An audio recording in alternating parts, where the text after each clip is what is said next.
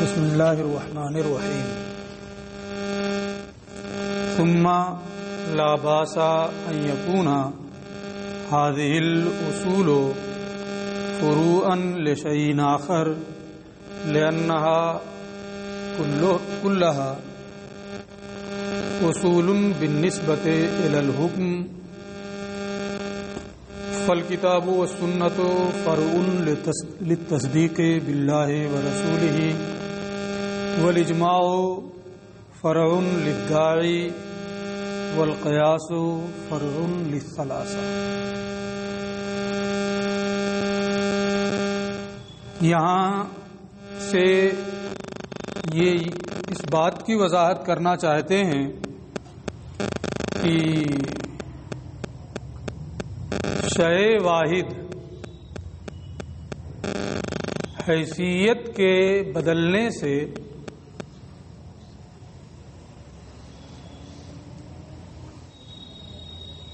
اس کا حکم بھی بدل سکتا ہے، نام بھی بدل سکتا ہے۔ جیسے زید ہے، ذات تو ایک ہی ہے اس کی، اپنے باپ کی طرف نسبت کرتے ہوئے وہ بیٹا ہے، ایک حیثیت اس کی یہ ہے، اور اپنے بیٹے کی طرف نسبت کرتے ہوئے باپ ہے۔ اب آپ یہ نہیں وہاں کہہ سکتے ہیں کہ یہ تو اجتماع ضدین ہے، ایک ہی شخص باپ اور بیٹا کیسے ہو سکتا ہے نا؟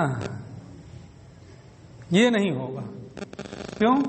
اس لیے کہ حیثیت بدلی ہوئی ہے، باپ کی طرف نسبت کرتے ہوئے وہ بیٹا ہے اور بیٹے کی طرف نسبت کرتے ہوئے وہ باپ ہے، اس لیے کوئی اعتراض نہیں ہوگا۔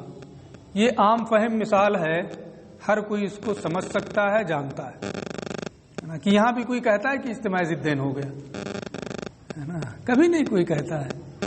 بالکل اسی طرح سے یہ بھی ہے کہ کتاب ہے، سنت ہے، اجماع ہے، قیاس ہے۔ تو انہوں نے کیا کہا ہے کہ یہ چاروں اصل ہیں، اگرچہ تین کو الگ رکھا ہے، ایک کو الگ رکھا ہے، لیکن مان کیا رہے ہیں؟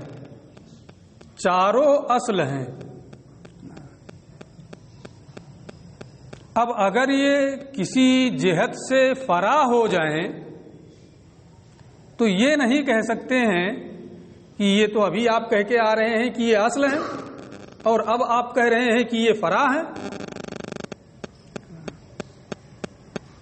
کیوں نہیں کہہ سکتے ہیں؟ اس لیے کہ ہم جس جہت سے اصل کہہ رہے ہیں وہ جہت دوسری ہے، اور جس جہت سے فرع کہہ رہے ہیں وہ جہت دوسری۔ جیسے زید کے بارے میں میں نے مثال دی ہے نا؟ تو ایک حیثیت سے یہ چاروں کیا ہیں؟ اصل ہیں، اور ایک حیثیت سے یہ کیا ہیں؟ فرع ہیں۔ اس لیے اگرچہ یہ کسی حیثیت سے فرع ہو رہے ہیں، ان کے فرع ہونے سے ان کے اصل ہونے پر کوئی اثر نہیں پڑے گا۔ جیسے کتاب اللہ، یہ اللہ کی فرع ہے، جب اللہ کا وجود ہوگا تب کتاب کا وجود ہوگا نا، اللہ کی جانب سے نزول ہوگا۔ سنت یہ رسول کی فرع ہے۔ اجماع مجتہدین امت کی فرع ہے، اور قیاس کے بارے میں تو پڑھ کے آئے کہ یہ اصول ثلاثہ کی فرع ہے نا؟ تو یہ چاروں فرع ہیں ہے نا؟ کتاب اللہ اللہ کی فرع، سنت رسول اللہ کی فرع، اجماع مجتہدین کی فرع، اور قیاس ان تینوں کی فرع۔ لیکن احکام کی طرف نسبت کرتے ہوئے یہ کیا ہے؟ اصل ہے۔ جہت بدل گئی کہ نہیں بدل گئی؟ جیسے زید میں جہت بدل گئی تھی باپ اور بیٹے کے اعتبار سے، ایسے یہاں بھی جہت بدل گئی، اور جب جہت بدل گئی تو ایک جہت سے یہ اصل اور ایک جہت سے فرع، کوئی پریشانی اس میں نہیں ہے، اسی کو یہ کہہ رہے ہیں۔ ثم لا باسا پھر کوئی حرج نہیں ہے ان یکونا ہذہ الاصول کہ یہ اصول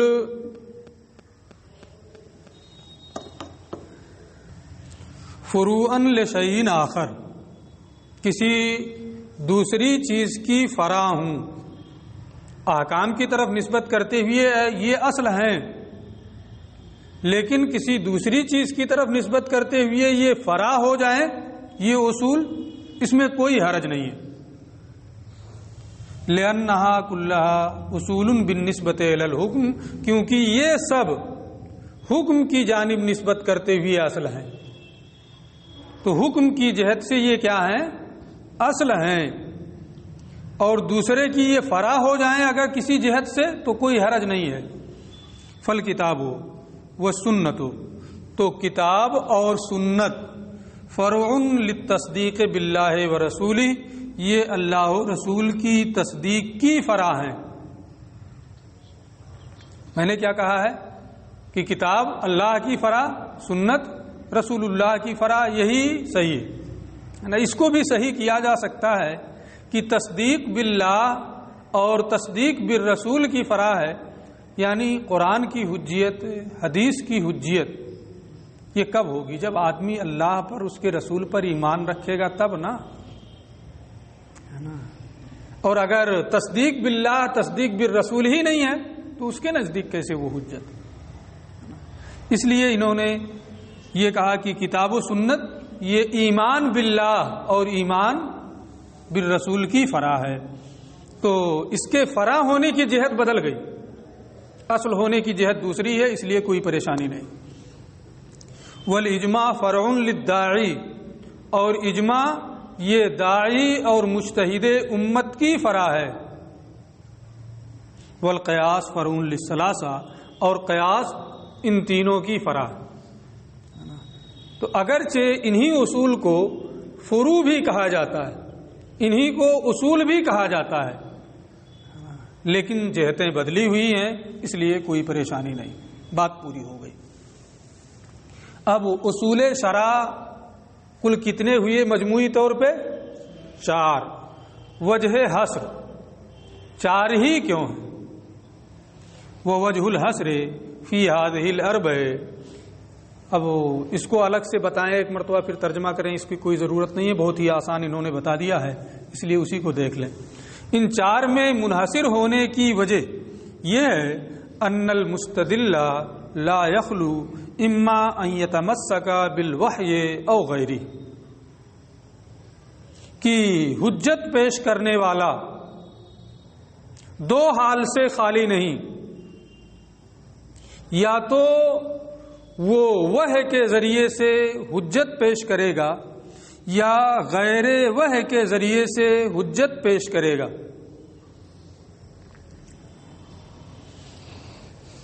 تو 2 صورتیں ہیں حجت جو پیش کر رہا ہے، یا تو وحی کے ذریعے سے یا غیر وحی کے ذریعے سے۔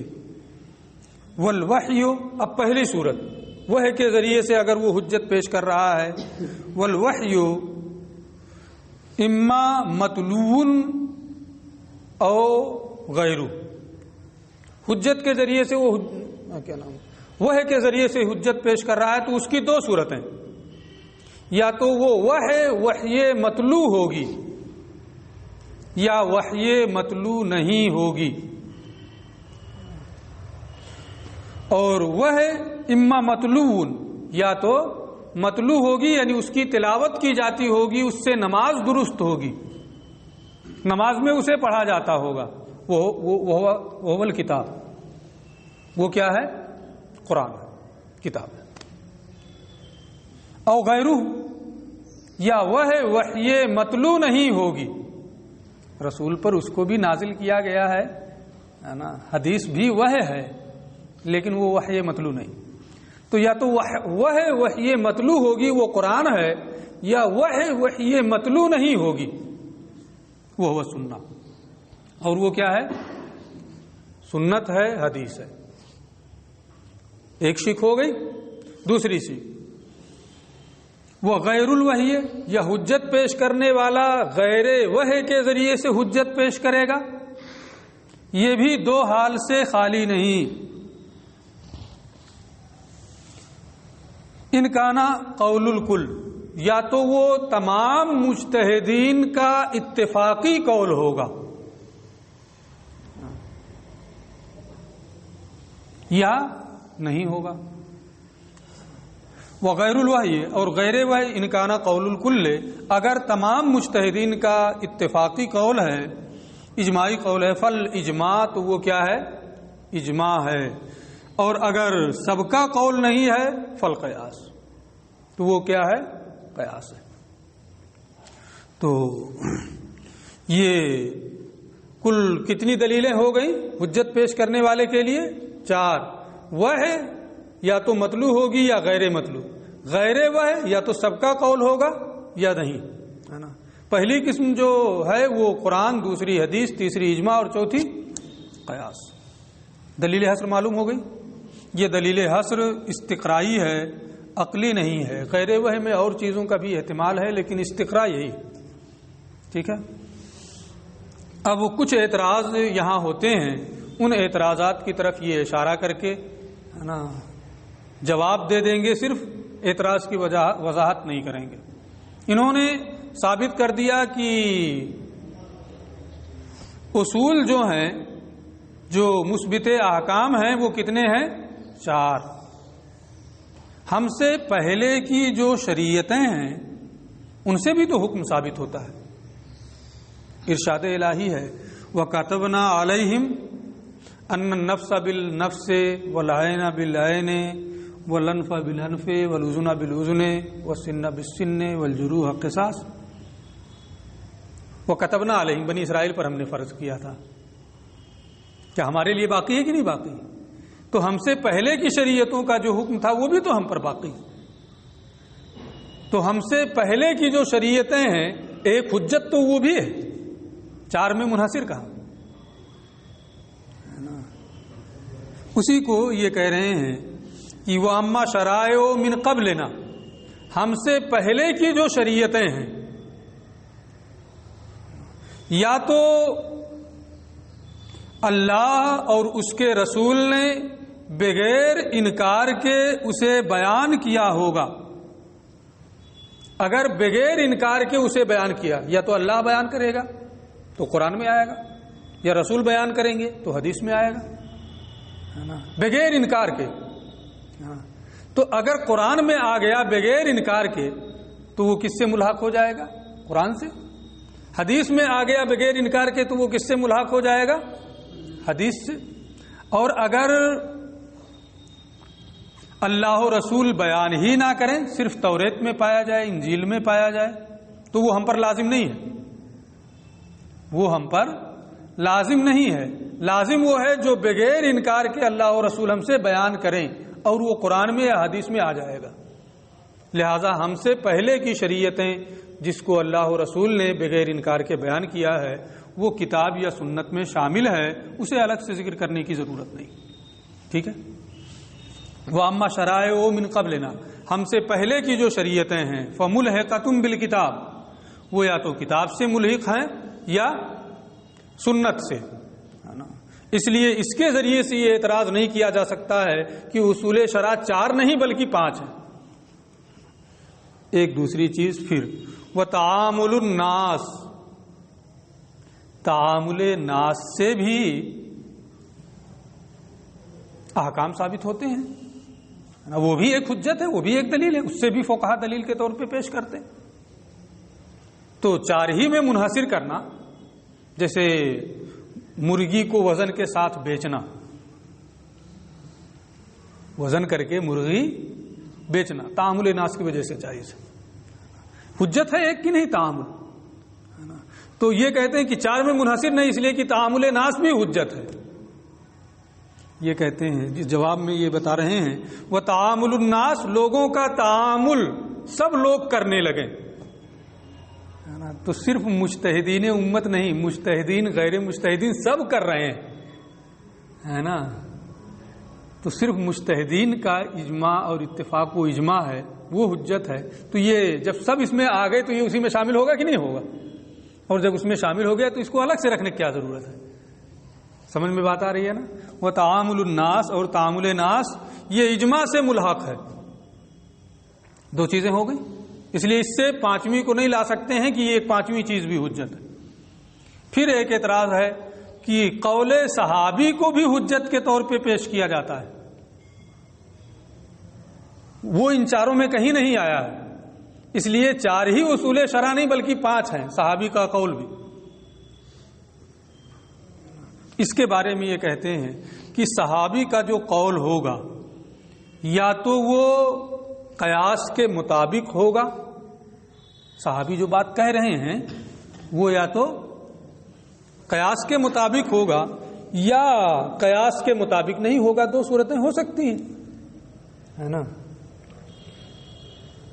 ٹھیک ہے، بات اتنی تو صحیح ہے کہ صحابی کے قول کو حجت کے طور پہ پیش کیا جاتا ہے، لیکن الگ سے اس کو 5ویں حجت تسلیم کرنے کی ضرورت نہیں ہے، کیونکہ ان کے قول کی 2 صورتیں ہیں، یا تو قیاس کے مطابق یا قیاس کے خلاف. ٹھیک ہے، اگر وہ قیاس کے مطابق ہے تو صحابی کا وہ قول قیاس میں چلا جائے گا، الگ سے اس کو لینے کی کوئی ضرورت نہیں ہوگی. اور اگر صحابی کا قول خلاف قیاس ہے تو آپ یہ پڑھ چکے ہوں گے کہ اگر صحابی کا قول خلاف قیاس ہے تو یہ ہے کہ انہوں نے رسول سے اس کو سنا ہوگا. دین میں اپنی رائے سے وہ کوئی بات کہیں، اپنے طور پہ کچھ کہیں، یہ نہیں. رسول کی طرف نسبت تو نہیں کر رہے ہیں، لیکن بغیر سنے وہ رسول کی طرف، رسول کے دین کی طرف اسے منسوب نہیں کریں. تو اگر صحابی خلاف قیاس کوئی بات کر رہا ہے تو وہ ملحق بالسنہ، وہ کس سے ملحق ہے؟ سنت کے ساتھ وہ لاحق ہے. اس لیے قول صحابی کو الگ طور پہ حجت میں پیش کرنا کہ یہ الگ ایک 5ویں حجت ہے، اس کی ضرورت نہیں ہے. اسی کو انہوں نے کہا ہے وقول الصحابی، اور صحابی کا قول فیما یوقل، جو قیاس کے مطابق ہو، ملحق بالقیاس، وہ قیاس سے ملحق ہے. وفیما لا یوقل، اور جو خلاف قیاس ہو، ملحق بالسنہ، وہ سنت کے ساتھ ملحق ہے. ٹھیک ہے، یہ یہاں تک بات ہو گئی. ایک چیز اور یہ کہہ رہے ہیں کہ استحسان اور اس جیسی چیزیں، یعنی 4 ہی اصول جو ہیں وہ کیا نام ہے نہیں ہے، 4 میں منحصر نہیں. استحسان بھی ایک دلیل ہے، حجت ہے. استحسان اصول الشاسی میں آیا ہے. قیاس خفی کو استحسان کہتے ہیں. ایک ہے قیاس جلی، ہے نا، وہ تو قیاس ہے ہی، ہے نا. اور قیاس خفی کو کیا کہتے ہیں؟ استحسان کہتے ہیں. اگر قیاس جلی اور قیاس خفی میں تعارض ہو تو اس وقت قیاس خفی کو ترجیح دی جاتی ہے نا. اس میں ضابطہ ممکن ہے آیا ہو، ہے نا.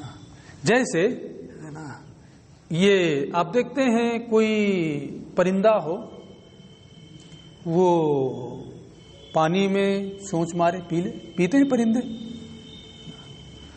کوا یا جس کا گوشت کھانا حرام ہے وہ اگر پانی پی لے، جس پرندے کا گوشت کھانا حرام ہے اگر وہ کسی برتن سے پانی پی لے تو پانی پاک رہے گا کہ ناپاک ہے؟ پانی پاک رہے گا. تو آپ تو قاعدہ یہ پڑھ کے آئے ہیں کہ لعاب کا حکم گوشت کا حکم ہوتا ہے. گوشت حرام، لعاب بھی حرام. کتا اگر پانی پی لے تو ناپاک ہو جائے گا. کیوں؟ اس لیے کہ اس کا گوشت حرام ہے، اس سے بننے والا لعاب بھی حرام ہے، نجس ہے، ناپاک ہے. وہ پانی پیے گا، پانی ناپاک ہو جائے گا. یہاں یہ پرندہ بھی تو حرام ہے، وہ پانی پی رہا ہے تو پانی ناپاک کیوں نہیں ہو رہا ہے؟ بات ہوگی کہ نہیں ہوگی؟ ہے نا. تو قیاس کا تقاضا تو یہ ہے کہ جیسے کتے نے پانی پیا اور پانی ناپاک ہو گیا، ہے نا، ایسے ہی پرندہ بھی اگر پانی پیے، وہ پرندہ جس کا گوشت حرام ہے نا، تو پانی ناپاک ہو جائے. قیاس کا تو یہی تقاضا ہے نا. لیکن یہ قیاس جلی ہے. قیاس خفی یہ ہے کہ کتا جب پانی پیتا ہے تو اپنا لعاب لگا کے پانی پیتا ہے, اپنی زبان لگا کے پانی پیتا ہے, دیکھے ہوں گے. لیکن پرندہ جب پانی پیتا ہے تو اس کی زبان نہیں, چونچ لگتی ہے جو ہڈی, چونچ لگتی ہے اور وہ کیا ہے, ہڈی ہے, وہ پاک ہے نا. اس لیے وہ پرندے جن کا گوشت حرام ہے اگر وہ پانی میں منہ ماریں اور پی لیں تو وہ پانی پاک رہتا ہے. یہ قیاس خفی ہے. اس لیے قیاس خفی کے مطابق یہ حکم دیا جاتا ہے کہ پرندہ جس کا گوشت حرام ہے وہ پانی پی لے تو وہ پانی کیا ہوگا, پاک ہوگا. ٹھیک ہے, یہ استحسان ہے. اب کوئی یہاں کہہ سکتا ہے نا, یہ تو بات آ گئی اس لیے ہم نے پوری تفصیل کر دی کہ استحسان بھی ایک حجت ہے, اس لیے 4 میں منحصر نہیں رہے, 5 کی بھی ضرورت ہے. 5ویں کہنا چاہیے کہ 5ویں حجت کیا ہے, استحسان. یہ کریں نہیں, یہ ہے تو قیاس ہی تو ہے, اگرچہ قیاس خفی صحیح, اس لیے یہ قیاس کے ساتھ ملحق ہے, اس کو الگ سے ذکر کرنے کی حاجت نہیں. ٹھیک ہے. استحسان اور اس جیسی چیزیں جیسے استصحاب حال, جس کو میں اس سے پہلے کسی درس میں سمجھا چکا ہوں. ہمارے نزدیک استصحاب حال تو حجت نہیں ہے, لیکن دوسرے ائمہ اس کو حجت مانتے ہیں, اس لیے اس کے ذریعے سے بھی اعتراض یہاں نہیں ہو سکتا ہے. تو استحسان اور اس جیسی چیزیں یہ کس سے ملحق ہیں, قیاس سے. تو جن چیزوں سے ان اصول اربع پر اعتراض ہو سکتا تھا کہ 4 نہیں یہ بھی ہے 5, یہ نہیں یہ بھی ہے 5, اس کو بھی شامل کریں 5 ہونا چاہیے, اس کو بھی شامل کریں 5 ہونا چاہیے, ان سب کا انہوں نے جواب دے دیا کہ اگر آپ یہ کہیں کہ یہ ہے تو یہ فلاں کے ساتھ ملحق ہے, اگر آپ کہیں گے کہ یہ بھی ہے تو یہ فلاں کے ساتھ ملحق ہے نا. وہ الگ سے حجت نہیں ہے, 5ویں کے اضافے کی ضرورت نہیں. ٹھیک ہے, بات سمجھ میں آ گئی. آگے اب یہ اصول شرع 4 ہیں. سب سے پہلے نمبر پہ کتاب. میں یہ بتا چکا ہوں کہ کتاب کو مقدم کیوں کیا, اس لیے کہ وہی تو سب سے اصل ہے, بالکل وجوہ اصل ہے, اس لیے اس کو مقدم کیا ہے. یہاں سے یہ اصول اربع کی تفصیل بیان کر رہے ہیں, اور اس تفصیل میں بھی انہوں نے کتاب کو مقدم کیا, اور یہ فرمایا امل کتاب فل قرآن المنزل یا منزل علی الرسول علیہ السلام. یا یہ غلط کی نشاندہی کے لیے نہیں ہے, تردید کے لیے. تردید کا مطلب ہوتا ہے یہ بھی صحیح ہے یہ بھی صحیح ہے نا. القرآن المنزل یا القرآن المنزل دونوں صحیح ہے جو آپ پڑھنا چاہیں, ہے نا. ہم وضاحت بعد میں کریں گے. یہ قرآن کی تعریف ہے, پہلے پوری تعریف ایک مرتبہ متن میں پڑھ لیں. میں متن صرف پڑھ رہا ہوں. امل کتاب فل قرآن المنزل علی الرسول علیہ السلام فل قرآن المنزل علی الرسول علیہ السلام المکتوب فی المصاحف المنقول عنہ نقلا متواترا بلا شبہۃ. یہ پوری تعریف ہے قرآن کی, یہاں تک ہے نا. المنزل علی الرسول علیہ الصلاۃ والسلام المکتوب فی المصاحف المنقول عنہ نقلا متواترا بلا شبہۃ. اس لیے جو یہ بحثیں کریں گے, بحثوں میں پڑھ کر کے آپ تعریف نہ بھول جائیے, ہے نا, کہ بحثوں میں الجھ جائیں, جو تعریف ہے وہ تعریف ہی بھول جائیں. ایسا ہوتا ہے نا. اس لیے پہلا کام یہ ہے آپ کا کہ تعریف جو ہے نا عربی میں بھی یاد کر لیں, اور ساتھ ہی ساتھ اس کا ترجمہ بھی یاد کر لیں, ہے نا, تاکہ ایک چیز یاد رہے, بحثوں میں الجھ کر کے تعریف ہی نہ بھول جائیں. تو اب یہ بحث شروع کر رہے ہیں. پہلی بحث تو یہاں یہ آتی ہے کہ انہوں نے کہا امل کتاب. یہاں الکتاب میں الف لام کس چیز کا ہے؟ پہلی بحث، الکتاب میں الف لام کس چیز کے لیے ہے؟ جنس کے لیے، استغراق کے لیے یا عہد کے لیے؟ میں بات مختصر کر رہا ہوں. یہاں الف لام عہد کے لیے ہے. اب جنس کے لیے کیوں نہیں ہے اس کا ہم رد نہیں کریں گے، بہت ٹائم لگ جائے گا. استغراق کے لیے کیوں نہیں ہے نا، آپ یہ سمجھیں نہیں ہے، نہیں ہو سکتا ہے نا. جو میں کہہ رہا ہوں بس اس کو مان لیں. یہ جنس کے لیے نہیں ہو سکتا ہے، استغراق کے لیے نہیں ہو سکتا ہے. یہ ہے کس کے لیے؟ عہد کے لیے ہے. اب عہد میں بھی دو صورتیں ہیں. یا تو معہود جو ہے وہ کل کتاب ہے یا بعض کتاب. اگر آپ پہلی صورت اختیار کریں اور یہ کہیں کہ معہود یہ کل کتاب ہے، تو کل کتاب کا ذکر پہلے آیا ہے. انہوں نے کہا تھا 500 آیتوں کی مقدار میں، وہ کیسے معہود ہوگا؟ اس لیے الف لام کو عہد کے لیے مانے اور معہود کل کتاب ہو، یہ نہیں ہو پائے گا، ہے نا. یا اور یہ قاعدے کے بھی خلاف ہوتا ہے نا. ایک ضابطہ آپ پڑھتے ہوئے آ رہے ہیں آپ، المعرفت اذا اعیدت معرفتن فکانت الثانیۃ عین الاولی. معرفہ کو جب پھر معرفہ ہی کی صورت میں لایا جائے تو دوسرا عین اول ہوگا. پہلے بھی الکتاب کہا ہے، بعد میں بھی الکتاب کہہ رہے ہیں، ہے نا. وہاں بھی معرفہ، یہاں بھی معرفہ، تو یہ ثانی کیا ہوگا؟ عین اول ہوگا. وہاں 500 آیتوں کی مقدار میں مراد ہے نا، تو یہاں آپ کہہ دیں کہ کل کتاب مراد ہے، یہ ہوگا؟ نہیں ہو پا رہا نا. اس کا مطلب کیا ہوا؟ یہ باطل ہو گیا. حالانکہ یہی صحیح ہے کہ یہاں کتاب سے مراد کل کتاب ہے. کیوں صحیح ہے ہم اس کی وضاحت ابھی کریں گے. تو ایک صورت یہ ہے کہ الف لام تو عہد کا ہے، لیکن معہود یا تو کل یا بعض. بظاہر کل ہونا کیا ہے؟ باطل ہے. بظاہر کل ہونا کیا ہے؟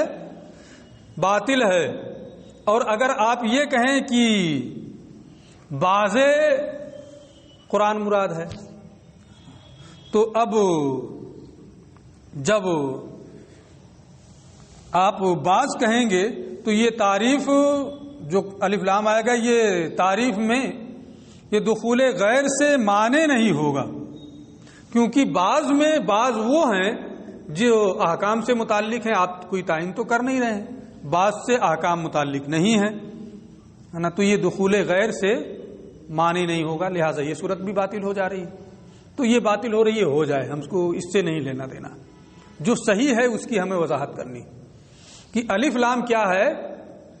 عہد کے لیے ہے، اور معہود کیا ہے؟ کل کتاب. راجع ہے یہ پوری کتاب کی طرف.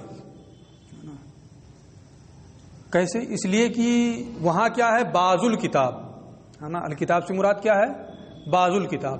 اور بعض یہ مضاف ہے، اور الکتاب کیا ہے؟ یہ مضاف الیہ ہے. اور مضاف الیہ یہ مضاف کا متمم ہوتا ہے نا. وہاں کتاب سے تو مکمل ہے کتاب، لیکن بعض کی اس کی طرف اضافت کر دی گئی ہے نا. تو جو مضاف الیہ ہے نا، جو متمم مضاف ہے، یہاں کیا نام ہے؟ الکتاب میں جو یہاں آ رہا ہے اسی مضاف الیہ کے اعتبار سے اس کو ذکر کیا گیا ہے، اور مراد کل کتاب ہے، بعض کے اعتبار سے نہیں. اس لیے یہاں الف لام عہد کا ہے اور معہود کل کتاب ہے. ٹھیک ہے. اسی کو انہوں نے یہ کہا ہے ھذا تعریف لکل کتاب. ایسا نہیں ہے کہ میں آپ کو الجھا رہا ہوں، بحثیں بڑھا رہا ہوں، یہ خود کہہ رہے ہیں. یہ تعریف کیا ہے؟ پورے قرآن کی ہے. اب جب یہ کہیں گے پورے قرآن کی ہے تو ہوگا کہ نہیں ہوگا؟ کہ الف لام کس چیز کا ہے، جنس کا، استغراق کا یا عہد کا؟ تو میں بتایا کہ کس کا ہے، عہد کا ہے۔ یہ بھی کہہ رہے ہیں واللام فیہ للعہد، لام نہ جنس کا ہے نہ استغراق کا، کس کے لیے ہے، عہد کے لیے ہے۔ اب پھر یہ سوال ہوگا کہ معہود کیا ہے؟ یہ کہہ رہے ہیں والمعہود هو الکتاب السابق ذکرہ، معہود وہ کتاب ہے جس کا ذکر پہلے ہو چکا ہے۔